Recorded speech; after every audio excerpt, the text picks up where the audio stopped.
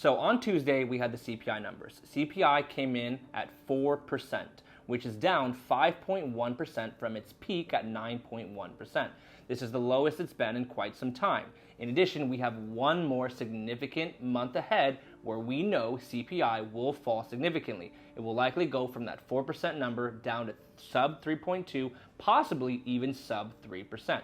However, unfortunately, this did not do anything for interest rates. Interest rates have actually increased.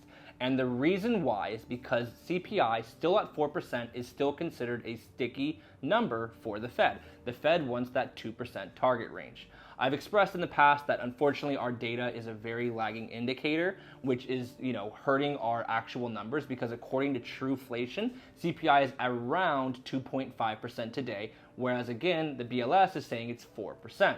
So again, we know it's going to keep coming down. In the Fed meeting today, Chairman Powell mentioned that they need to continue to evaluate the data for any future rate hikes. Today, they decided to pause, but they did say that in July or even possibly August, they could see a 25 or 50 bip rate hike to continue to lower inflation, and that now data is the most important driving factor to see if they will actually stop rate hikes. I'm under the belief that rate hikes are over. I don't believe we're going to be increasing. However, I don't believe that necessarily means that interest rates will come down. The reason why that I don't believe the Fed is going to continue to increase rate hikes is because all the data continues to point to it. Again, 4% inflation, likely going to be sub 3, then likely going to continue to come down as we see deflationary month over month. In addition, jobless claims had a 30,000 increase last week. We'll see what tomorrow's data brings, but we can see the labor market has officially softened as well. All this information continues to conclude that these interest rate hikes have helped. However, does the Fed really want the market to completely break, or are they possibly trying to stick that soft landing? We don't know. We'll continue to evaluate. All in all, what does this mean for interest rates?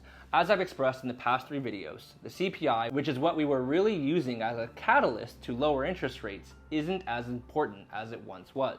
We know that it's all on jobless claims. Once jobless claims increases to a specific amount, 300,000, probably 350,000, then we know interest rates will come down. All in all, to summarize today, Jerome Powell pretty much said that the job is not finished. However, we'll continue to need to watch the data to see if it actually is finished, or if we can possibly see rate hikes in the future. Stay tuned for next week when we have some more information.